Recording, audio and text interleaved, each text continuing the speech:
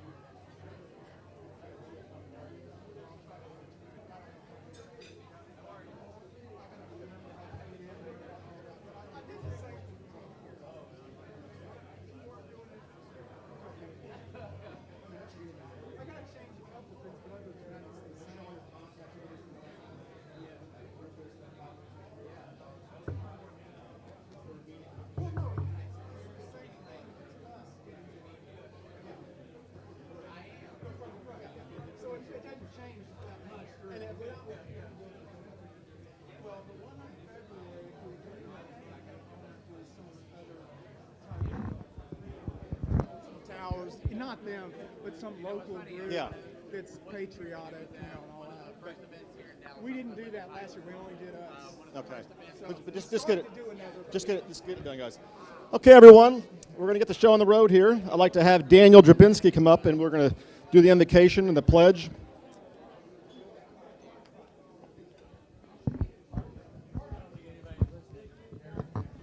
Is anyone listening?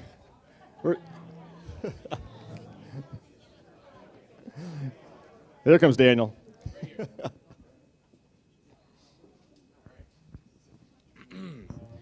Please stand and remove your Rangers hats. We're going to start with a little invocation. Thank you all for being here. It has been a wonderful, wonderful week for everyone but Houston fans. All right. Please bow your heads. Dear friends, as we gather today, let us take a moment to reflect on the joys of competition and the spirit of perseverance. Just as a baseball team faces challenges and triumphs on its path to victory, so too do we encounter obstacles and achievements in our endeavors. May we embody the determination of the Texas Rangers, who, through their unwavering commitment and teamwork, claim the prestigious title of World Series champions. Let their remarkable journey remind us of the power of unity and the importance of striving toward our goals together. As we come together as members of this esteemed Rotary Club, let us foster camaraderie and support one another in our collective pursuit of service and goodwill. May our actions reflect the values of sportsmanship and community, and may we continue to make positive impact in the lives of those around us. In the spirit of Texas Rangers triumph, let us strive to achieve greatness not only for ourselves, but for the betterment of our society. Amen. Amen. Go Rangers. Oh. I pledge allegiance to the flag of the United States of America and to the republic for which it stands, one nation, under God, indivisible, with liberty and justice for all.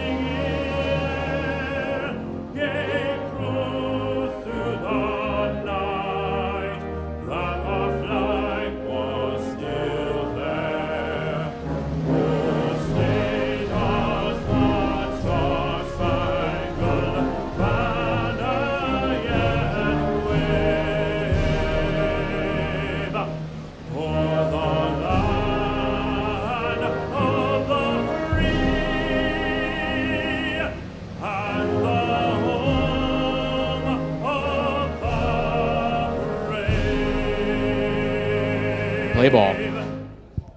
Thank you, Daniel. I love that Rangers-centric prayer. That was wonderful.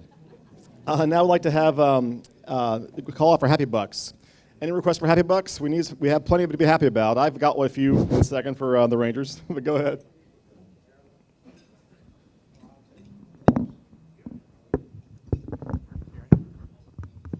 Doing a Happy Buck so I can make a quick announcement. Everybody knows that Veterans Day is next week, and the Rotary Club of downtown Dallas does an event. I've never been to it, but it's called A Salute to America's Veterans. And this year, almost 101-year-old Cece Colley wants to go, and 95-year-old Leroy Howard wants to go. So Fred and I have arranged to have them give us a table of 10 for $75 a person. It's a really neat event. We have about 2 seats left at our table. So if you're at all interested, please come see me because I've got to turn everything in today. But we think that's a wonderful way to honor 2 long-time Rotarians and long-time veterans.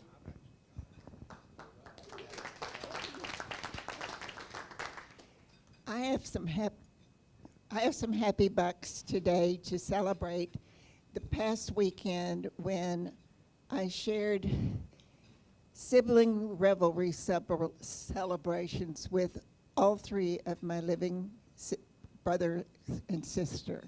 They were here both boys live one in Eugene, Oregon. He's 88. Other brother is 81, lives in Bend, Oregon. Sister lives on Lake Livingston in Houston, near Houston, Huntsville. And she's 79, and in 10 days, I'll be 86. So that was a wonderful gathering and a lot of fun and just a really special time together. Thanks, Marilyn.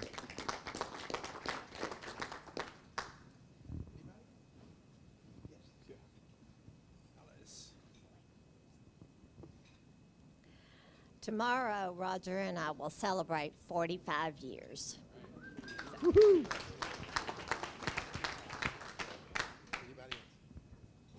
Any more happy books? I've got one for you. Also. Since nobody else said it, were you going to say it about the Rangers? Oh, he's going to say it. I'll still give you a happy book. I'm just happy they won. I would like to think that some of my rah-rah during the last month had something to do with that. It had everything to do with it, Tom. Okay. Everything. All right, here's $5 for happy.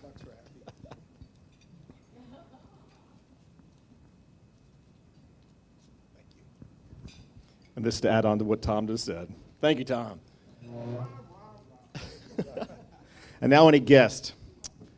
Rich will be passing the microphone with guest. Hello, I'm going to try to get through this. I'm still recovering from jaw surgery a little bit, but I was walking in and bumped into a friend who was invited by Casey, who ended up not being here today, but I'm glad to run into my friend Kenny Lang, who's here visiting. He lives in Tyler, but comes to Dallas on business quite a bit. He is a business coach and works a lot with nonprofits and works on scaling, systematizing businesses, and without sacrificing people. So please help me welcome Kenny Lang. Welcome.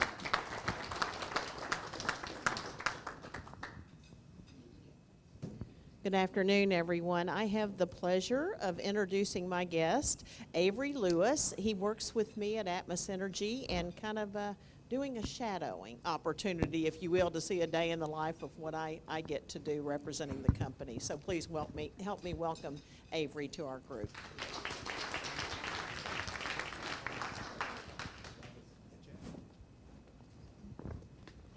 I'm really excited to introduce to you all two of my favorite people, starting with my best friend and wife, Patty. She met some of you last year at Christmas time when we celebrated Cece's 100th birthday.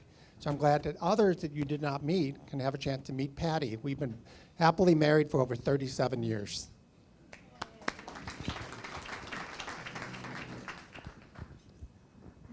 This is my wife, Carolyn Ray. She's been here before, but some of you may have met her. And we're looking forward to the talk today.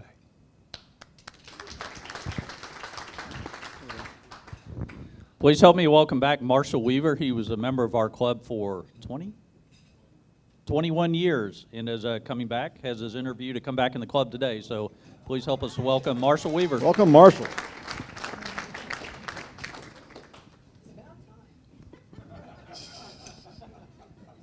I'm really thrilled to introduce Dr. Ali Bescock. He is the Associate Dean with the Mechanical Engineering Department, and this is his second time visiting our club. Please be sure to welcome him. Thank you.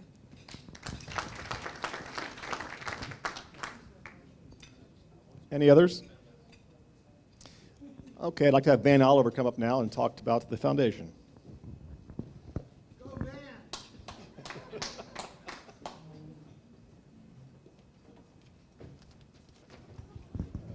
That was very swift that just gave that. Today is our monthly birthday celebration day. We are here to celebrate our club's 15 members that have birthdays in November, and to be very thankful for all the things that we have to celebrate this Thanksgiving, including, of course, the Rangers, and Dan's great invocation. COVID is almost gone. We have peace still in the United States, and we have the many friendships within the club. We acknowledge that the parents of our November birthday recipients had a wonderful Valentine's Day during their birthday years, and that the reason the turkey crossed the road was to prove that he was not a chicken. So I usually point out the primary Lunar New Year characteristics of our members' birth month. The month's members today are mostly Scorpios, and they are known for being enthusiastic, having coolness but yet intenseness, persistence with a strong desire to probe into and find the underlying reasons for events, unfailing honesty, which is very important, and often can have a longer lifespan. And that's, and as mature and as wise as they are, I doubt that they've ever been told, as I have by my children, that is, that while you are only young once, you can be and have been mature all of your life. Our November birthday celebration members are still young at heart and yet mature. And we include in the 15 members today 5 that were born in the 1950s, 2 that have slightly more wisdom and were born in the 1940s, and believe it or not, 4 are so wise to have been born in the 1930s. So the rest of the 15 members are youngins with long lives to live and enjoy. The oldest birthday member of our group this November is John Moreland, who was born in 1932 and has gained his wisdom and often asks penetrating questions to whoever speakers there are for each weekend, or each week.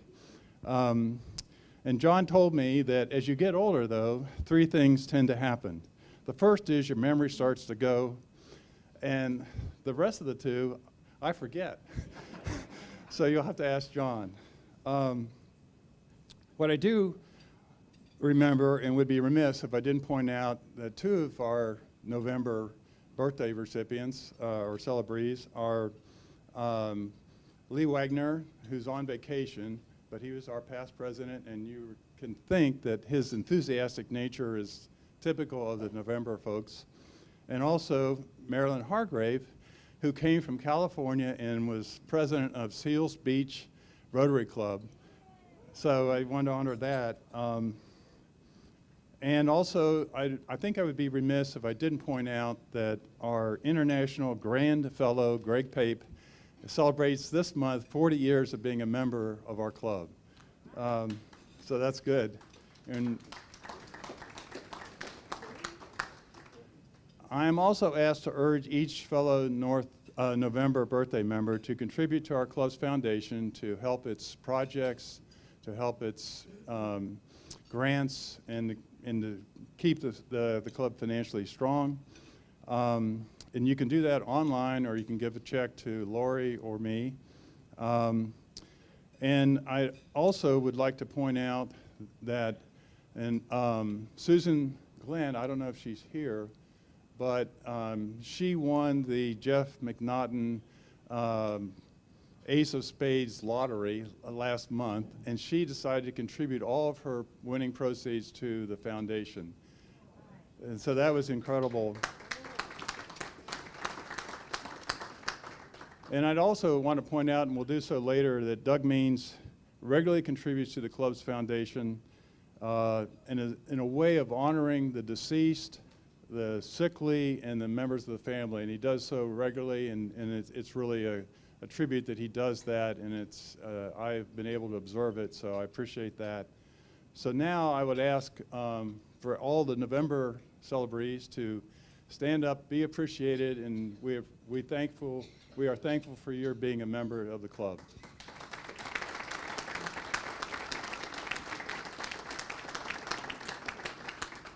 And I went over 2 minutes, and I'm sorry, Jeff. Hey, Van, it's all good as long as people contribute to the foundation. And if you don't, I'm going to sick Van on you, because that's his job. A few things also, I have Marc Neese come up and do the Marketplace Advertiser, and we have a few new announcements here quickly. Great to see everybody today.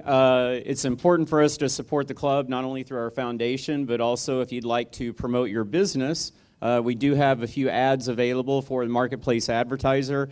Every table has a copy of the hub on it. You'll see on the back of the hub that our Marketplace Advertisers are always on the back.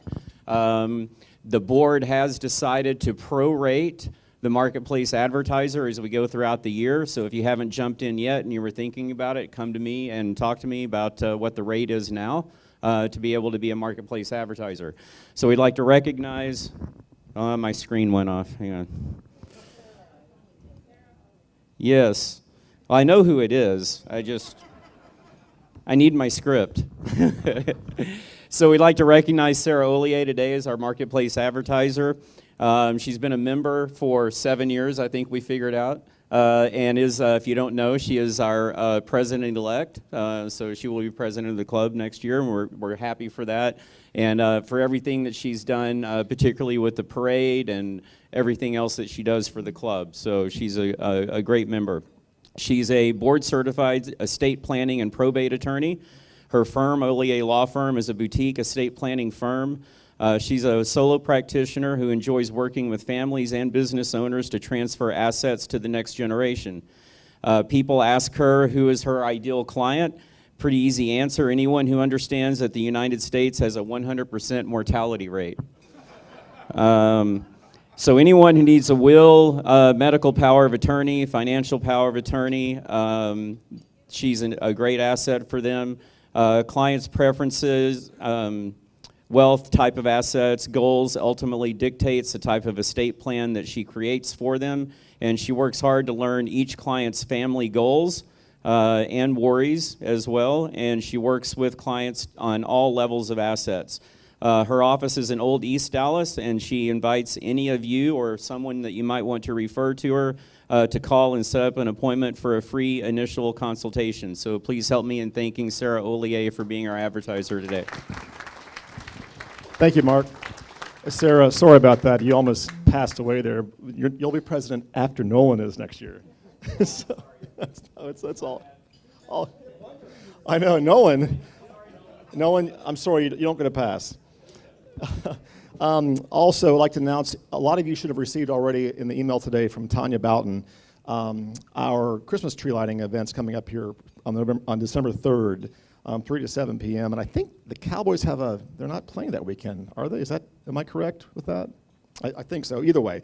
But there's a volunteer sign up for the tree lighting, and that's one of our key events every year, obviously the parade and the tree lighting. It's a wonderful event.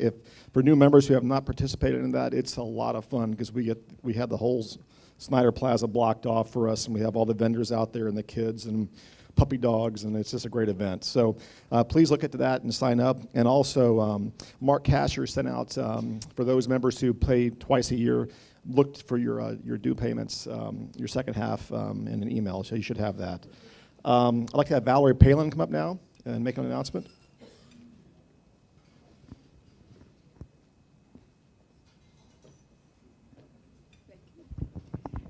Hello, I'm here to introduce Melinda Mitchell. She was sponsored by Mary Bishop, and so we're very happy to have her as a new member. Now, her classification is medical sales, but what you really want to know about her is that she went to Texas Tech, so who's the Texas Tech people? That's right, and her dad was a Rotarian and a Lion, but the thing about her is she was the Lion Club Queen, so I think we've got our winner here. But more seriously, she's been volunteering at the Junior League, so she'll be very comfortable volunteering. So please go up and say hello to her today and welcome our new member. Thank you. Melinda Mitchell. Thank you. Take a picture. Oh, okay. Oh. Okay. Thank you. And everything you'll need to know about being a new member's in there. And Okay, great. You're all set. Thank you. Thank you. Yeah, there's a test. Exactly. And now, Richard Stanford. Put two things on your calendar. Monday night, you've already seen this. I've got about 10 people signed up, Jeff and I do, but we could take another 5 or 10. Program committee. we will be planning and slotting March, April, and May. And so this will be the second floor multi-purpose room at the Moody Y. And we're going to show up at 6, set up the table, and meet as long as we need to meet to go ahead and get March, April, and May taken care of. So that's always fun. The pizza will be from Mr. One, and so it'll be kind of trendy pizza. And so, yeah, Greg. It's Monday. It's Monday the 6th. Monday the 6th, yeah. And so come, but let me know so I can have enough pizza. The other thing is new to you. The Legacy of Leadership Alumni Group social this fall will be November 27th, which is a Monday. Pam Carvey found a fabulous venue, Lounge 31, if you know Lounge 31 in Highland Park Village. $25 a person, and as you know, if you've been to Lounge 21, that doesn't cover what the cost is. Part of it is underwritten, so you're going to get appetizers, drinks, all that sort of stuff at 5:30 to 7 on Monday, November 27 at it's not Bistro, it's Lounge 31. They're related to each other, I think, but it's a very glamorous venue. You just got something from Happy that gives you a chance to go ahead and pay. We only take 40, and so alumni, friends, and spouses of alumni, sign up now before the 40 go away. So looking forward to that. Yeah, Cindy. Yes, alumni or alumni's invited friends or spouses. So but it is alumni, that's correct. So anyway, sign up now. Yeah, Pam?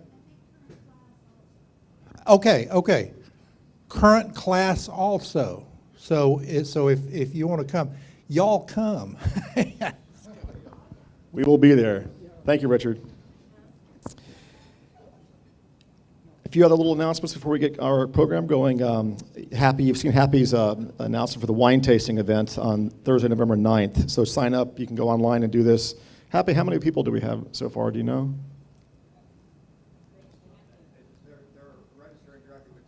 You don't know yet.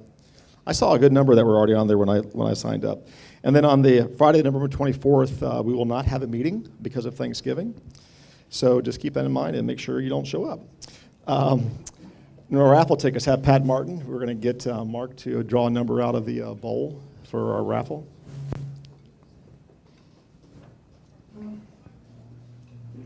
And what is the amount we're up to now? $213. So you know how it works is whoever has the winning ticket, they pull a card out, and if they pull the ace of spades, they win half the pot. And half the. Not my ticket. 3195. What is 3195? Maybe it's the one Tracy said you didn't want. Tracy's the. Oh, Tom. Woohoo. Let's audit that number real quick. Tom, let me see that number. Listen, all week long, I've been thinking the TV reception was screwed up because the Rangers kept winning. Now I got this. Isn't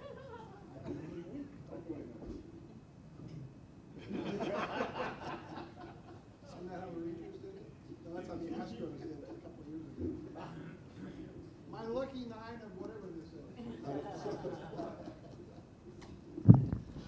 And with that, I'd like to have Jack come up and present our speaker.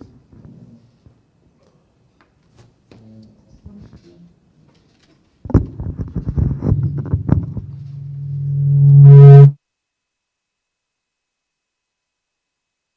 you hear me? Okay. Well, first of all, before I introduce our speaker, which I'm excited to do, I would like to share 2 comments with you. First is to share with you how I found and met our speaker, Marc Liebman. First is Nolan. Thank you for you bringing me into this club. I appreciate that, joining all of you and being with all of you. Through this club, I had a chance to meet Cub Amos. So Cub introduced me to Bob Epstein, who runs a book club in several locations through the Dallas-Fort Worth area. So I went with Cub one day last year, and that's where I met Marc. Marc attends these book club meetings held by Bob Epstein. So I want to thank Nolan for bringing me to the club and thank Hub for introducing me to Mark. The second comment I want to make is, as I'm sure you'll learn, when I think of Mark, those two things come to my mind. First is Mark is a patriot, and I know patriots. I'm a member of the Sons of the American Revolution Dallas chapter. My wife Patty is a member of the Grapevine Daughters of the American Revolution chapter. My father served in the Army. My father-in-law served in the Air Force. So I know patriots. Soon you'll learn Mark is a patriot. And I thank you, Mark, for your service to all of us. Second, this is what makes Mark even more of interest to me. Mark is what I would call a Renaissance man. A Renaissance man. You don't really find a lot of Renaissance people around these days who truly fit that description. Soon you're going to learn how much Mark is a Renaissance man. And with that, he does have books on sale. He'll talk about it. I encourage you to consider buying one of his books. I've read some of them. They're very good. They're very good, and they're a lot of fun to read, too. So let me now introduce you to Mark. So Mark is a combat veteran of Vietnam, the tanker wars of the 1980s and Desert Shield Storm, and retired from the Navy as a captain after 26 years of service. He's a naval aviator with just under 6,000 hours of flight time in helicopters and fixed-wing aircraft. Captain Liebman has worked with the Armed Forces of Australia, Canada, Japan, Thailand, Republic of Korea, the Philippines, and the UK. He had been the CEO of a $50 million aerospace and defense contractor and a partner in 2 different consulting firms advising clients on business and operational strategy and sales and marketing. He speaks on American history, from the American Revolution to the War of 1812, as well as selected topics on aviation, foreign affairs, getting published, and leadership. His latest career is as an award-winning novelist.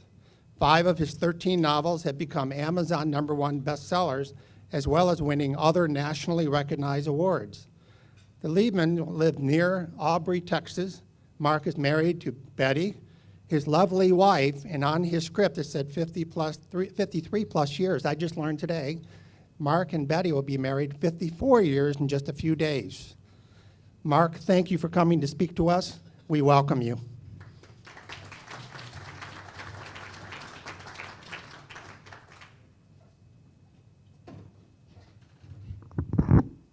I hate standing behind podiums, so I'm going to walk around as I talk. First of all, Mary, I need to inform you that not all Americans die. I have proof that I'm immortal, and the fact that I'm standing here at age 78 is proof of that, but I can give you the reasons if you so desire.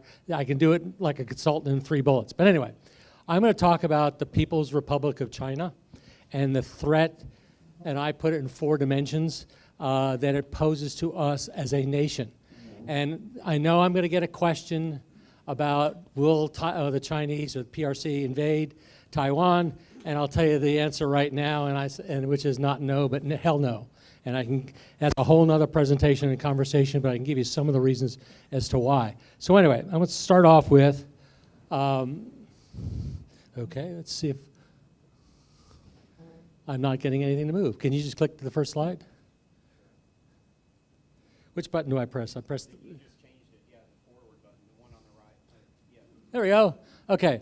So the People's Republic of China and the Communist Party of China look at foreign policy as a giant Go game. How many of you are familiar with the game of Go? It's a traditional Chinese game. It's about positioning. And the way you play the game is you move stones around or put them on the board, and with the idea of surrounding an enemy but not having to fight them. So when you surround the enemy, which would be in this case the black guys, or the player with the black stones, then he takes that black stone off. The way you win is when your opponent's stones are all off the board. So just think about this, for example, because this is the way they operate. And I tell people from my days doing operational planning in the Navy that someplace in Beijing there's a giant Go board with all the nations of the world. So this is one example of how they play this game. And this is what they call the 9-dashed line. And what the People's Republic has done is it has drawn a line pretty much throughout the South China Sea saying this is all our turf. The fact that the Vietnamese, the Filipinos, the Indonesians, the Malaysians, and the Singaporeans all have legitimate claims to that land, or the islets that are in the South China Sea. Doesn't seem to bother them in one slight bit. And this is what we call lawfare. In other words, I'm going to go claim this, and you come prove me wrong. And meanwhile, I'm going to build bases in these islands. And this is an area of constant concern, and there's a reason which I'll get to as to why they've done it with the South China Sea in a few minutes. So anyway, let's talk about dimension number one, and that's called disrupting our economy. So what you see here is just a lot of the simple things that they have done to us over the past 30 years. This is not something that just happened yesterday or the day before or 5 years ago. It started in the 1960s and 70s after the Cultural Revolution. And what the PRC wanted to do was to take a look at the West and steal as much as they could from us. What we have seen over the past 20 or 30 years is the greatest theft of intellectual property ever known to man. And it's in every aspect of our business. So how did they do that?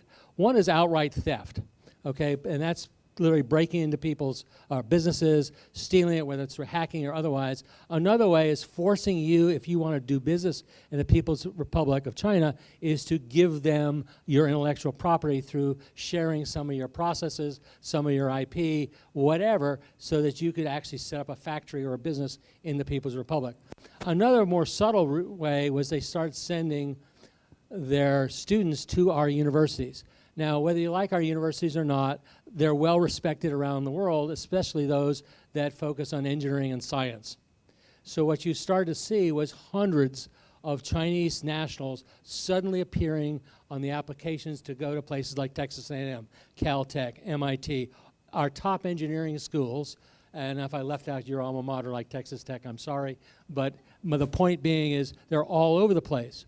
And what are they doing? Well, they're going to school on us. They're picking the brains of our professors. They find jobs as interns or lab assistants in labs or as interns in engineering firms. And guess what? They take that knowledge and sometimes the IP, if they can get it, and they take it home when they the end of their schooling, and they go back to the PRC.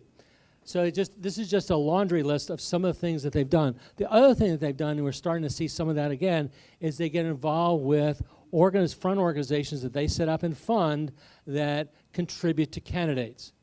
And I'm not being political, but the organization that our Secretary of State came out of and was associated with the University of Pennsylvania was funded primarily by the People's Republic.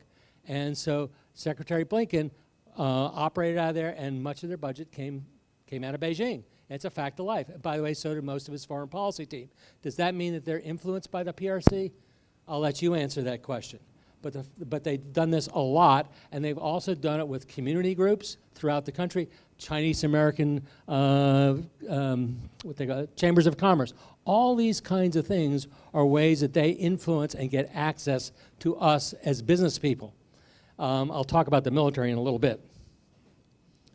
Number one and number two is attacking our culture and the way we use our political systems. So again, influencing elections is number one. Number two is contributing to politicians and other groups. It just goes on and on and on.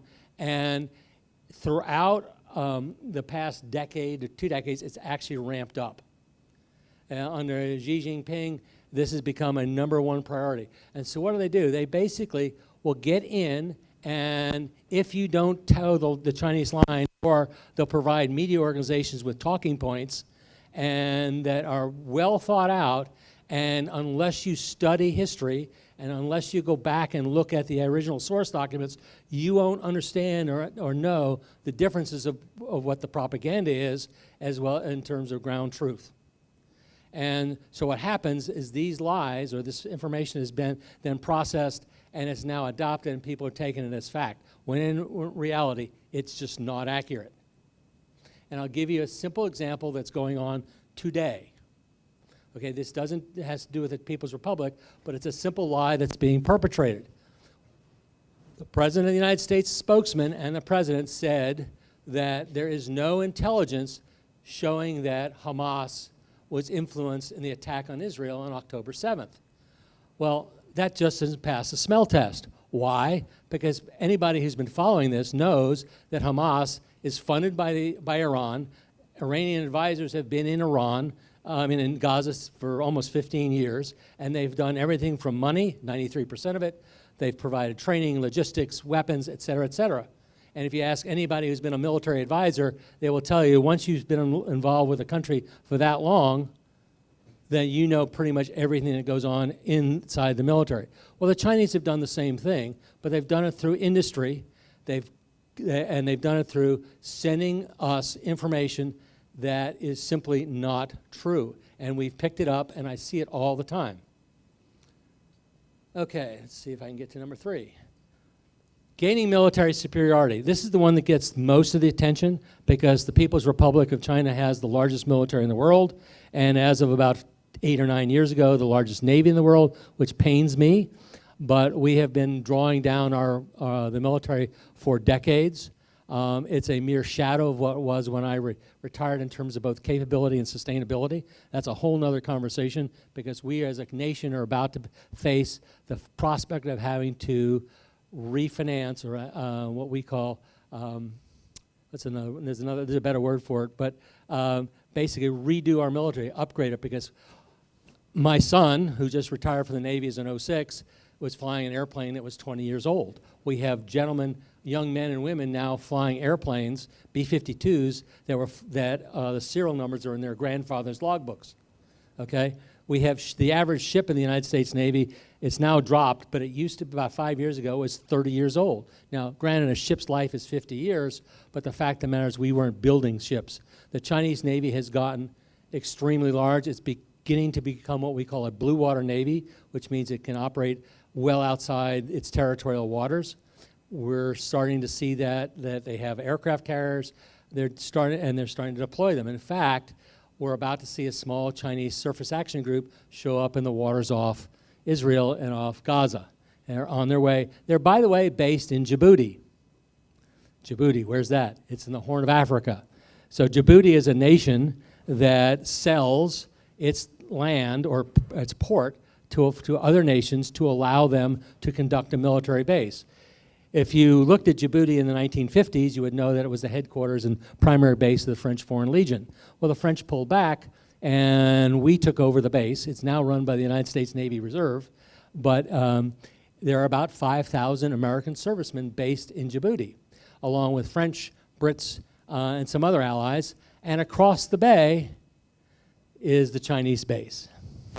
It's been there now for 3 years, and they have already pissed off the Djiboutians because they're doing things that they're not supposed to do as part of this logistics base. But the task force is there. There are Chinese ships literally based in that harbor, and they set forth. And the reason they did this is because they joined the counter-piracy task force that was conducting counter-piracy operations in the Gulf of Aden and around the Horn of Africa, because it was a real problem and still is today.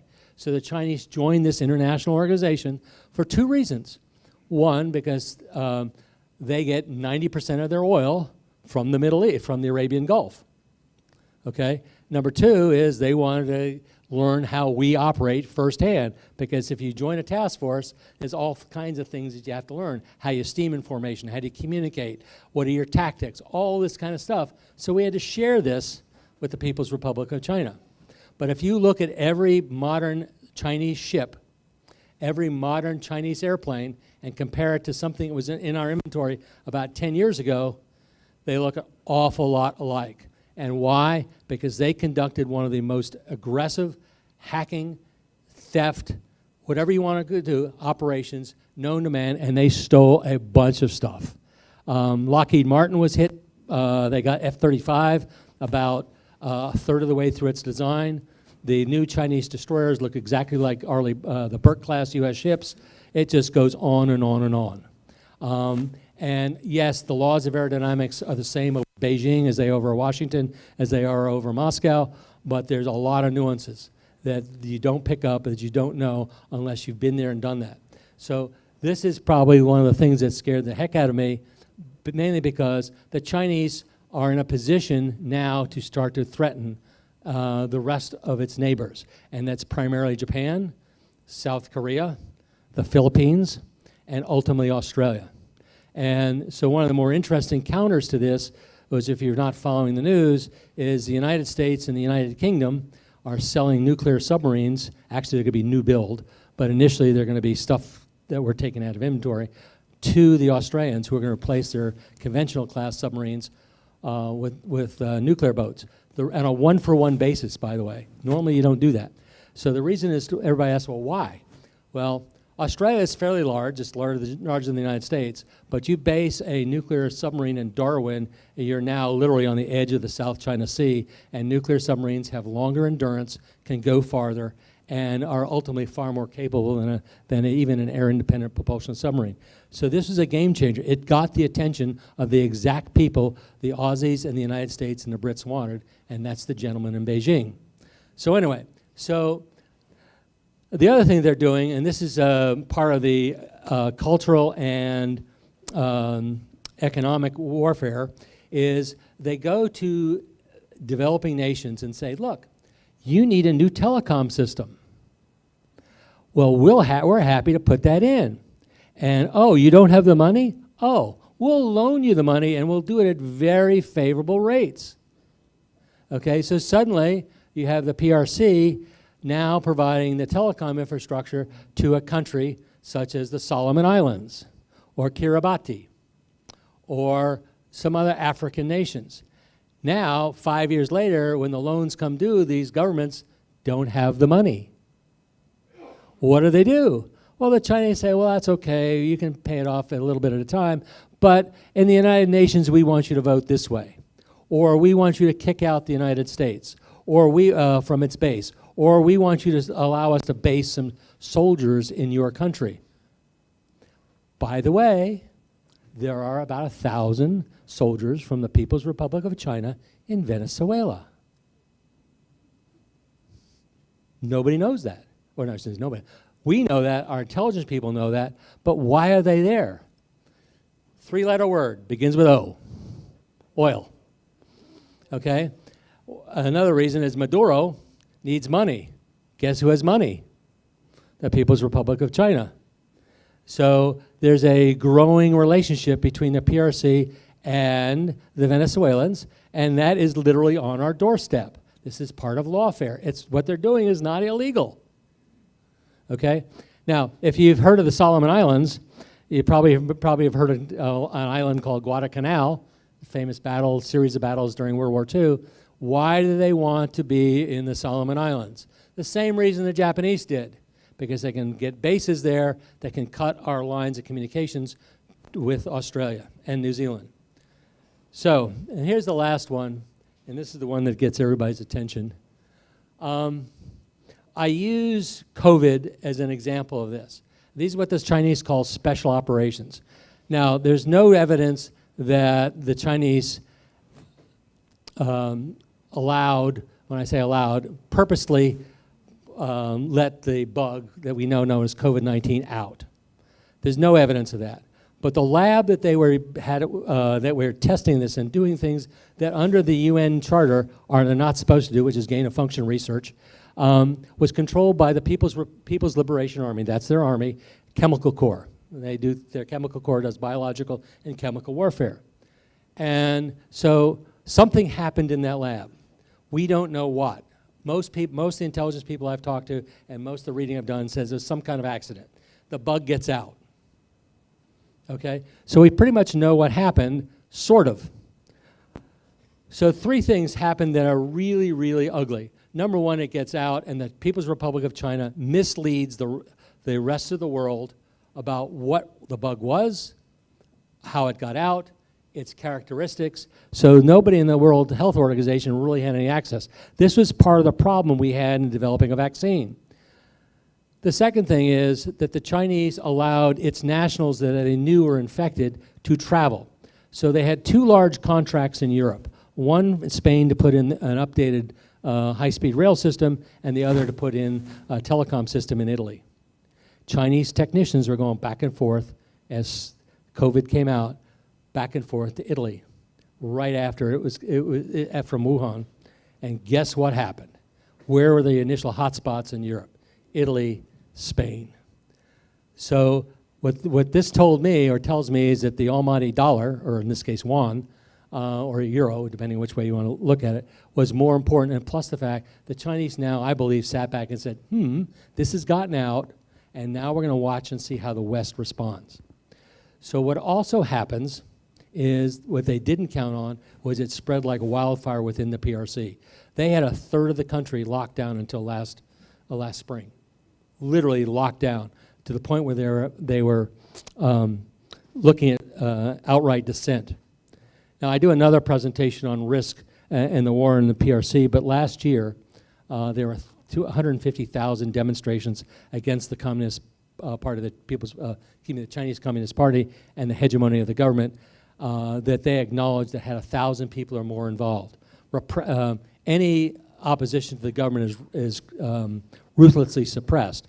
But the fact of the matter is, the events like this will start to see more and more happen more and more. Another one is they tried to foist on the world a Bitcoin type operation. In other words, a cryptocurrency controlled out of Beijing. So you can imagine what that would have been like. This is a country that refuses to peg its currency on international markets until recently. This is a country that right now is in very serious economic problems because they have overbuilt their real estate market in terms of they have enough apartments to house the population of Tokyo that are empty. And they have loans to businesses given out by banks. How many commercial bankers do we have in here? Any commercial bank? Okay. So as a consultant, I spent a lot of time doing commercial loans, and they've given out loans in which they have no idea if they'll ever get repaid. These are typically businesses that are run by party hacks, party members, I should say, and they're not, whether they're profitable or not, they don't care. They just go back to the bank every time they need money, and about half the banks are what we would call now, what we call in the United States, insolvent. Then they have a population problem that, thanks to the one-child policy that they fomented on the population years ago to bring down the population so they could feed it, well, now the population's aging. And it's now a custom only, it's now accepted to only have one child. And so their population is dropping, and it's aging more and more to the right, to those of us who are mortal. And it's going to create a problem in about 5 or 10 years because they're not going to have enough people entering the workforce. The other problem that they have, and I'm getting ahead of myself, is that they import about 90% of their oil. They're trying to build a pipeline to Siberia because of their budding friendship with Vlad in the Kremlin, but it's not going to come online for a while. And so most of their oil comes out of the Arabian Gulf, mostly from Iran. The Saudis, because they got pissed off at our current president, suddenly decided to sell oil to the PRC, but it's not that much. So all this oil comes by boat, and it's very easy to interdict. You don't have to sink it. And out in the Indian Ocean is long ways away from any Chinese bomber or aircraft carrier or whatever, and you just have to seize the ships. And the plan the U.S. Navy had is we would interdict them on the high seas. Oh, you're going to China? Great. Follow me into Diego Garcia. We'll put you in the anchorage, and you can wait a while. You don't have to sink them. Sinking oil tankers in the current world is environmentally not sound. We would do it, but if you can see them and bring them to Digar is a better idea. There's some other things that are going on with the PRC that make it far less weak, far less strong than they would like us to think. You have to understand that when Xi Jinping starts making statements, you have to, number one, put it in the guise of his primary goal, which is maintaining power. In other words, the CCP has to be primary, it has to be in control of the country, and anything that threatens that will be dealt with harshly. So, so he may make statements like, well, I'm going to invade Taiwan by the time I'm 75. He's 70, by the way. I think he's 70. Anyway, in 5 years. Yeah, okay, fine. Is that for the domestic audience? Is that for the U.S. press? Yes. Is that for the intelligence people? Well, people who look at war planning go, not quite sure. But by the same token, as a war planner, you have to be ready. You can't say, I don't believe it's going to happen. But for the Chinese to invade Taiwan, it would take them about a year of preparations that we would hopefully see. So there's a lot of reasons why, and I can get into those if somebody wants to do it, why they want to invade. But the fact of the matter is that the Chinese are attacking us on a daily basis from 4 different directions. So with that, I'm going to shut up. And, oh, wait a second. Wait a second, I get to do a 2-minute, oh yeah, I'm going to skip that part. How many people have been to the PRC? How many people have used their computer in the PRC at a hotel? Guess what? Everything that's on your PC is now in the hands of the Chinese intelligence community. They are, by the way, if you don't know this, one of the largest shareholders of Facebook. They own TikTok. And there is in the Chinese intelligence community what I call a giant Facebook page with your name on it. And everything that you have was on your PC is now on there. The reason I know this is because about 8 years ago, there was a hack of the Defense Finance and Accounting Agency. It was done by the PRC. They targeted everybody who was an officer or had a clearance above TS, top secret. Okay, and they stole everything. So they have all my financial data, all my fitness reports, my history of where I've lived, all kinds of stuff, and it's on that page. And it's why the Navy pays me or pays for my security for my all kinds of cyber protection security, because it was a huge cost. But we've figured out through defectors and other things they've actually done this. So and so when I was a consultant and we would go into the PRC, we had separate computers. If we were dealing with an organization, the PRC, it was on a separate computer, totally unconnected with anything else in our company. Why? Because when you log on to a public network in the PRC or a hotel network or a business network, it goes through filters that are run by Huawei and a few other Chinese telecom companies that essentially just scarf up the data. So all the pictures of your kids are there. Anything that's on your laptop or your phone have been picked up by the PRC. Just thought I'd end with that happy thought. Any questions? Yes, ma'am.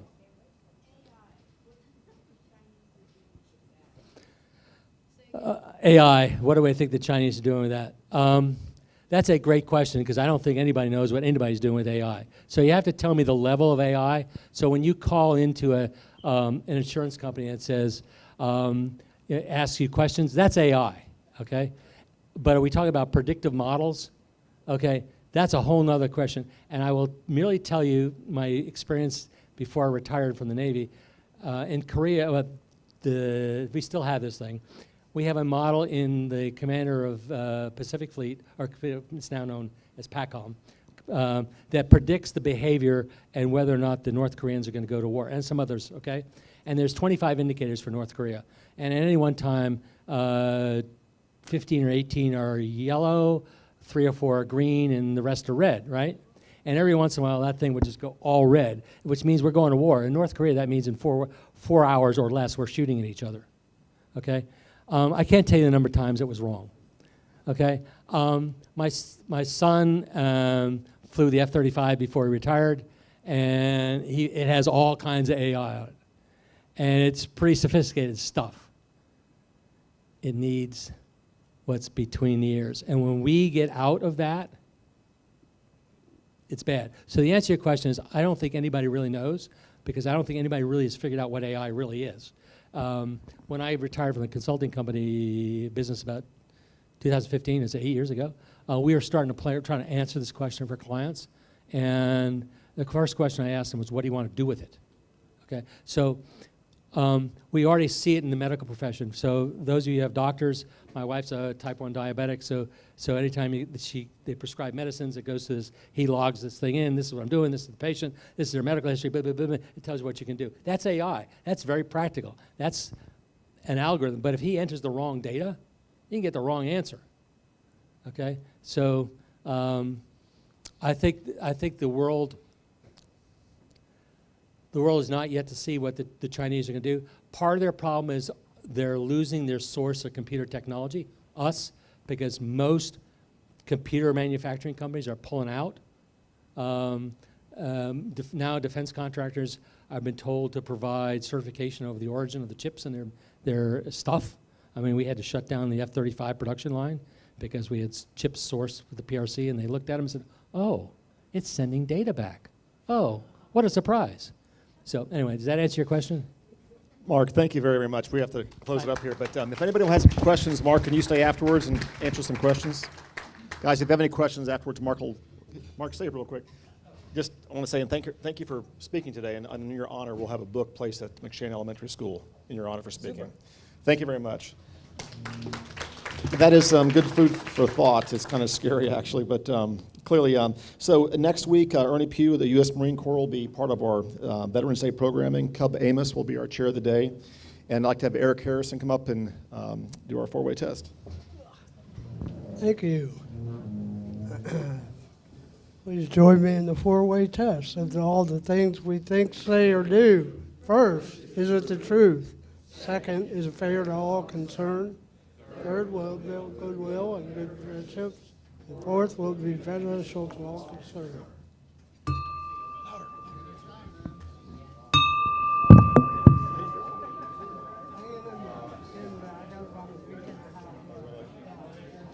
My little brother had this full blown. He had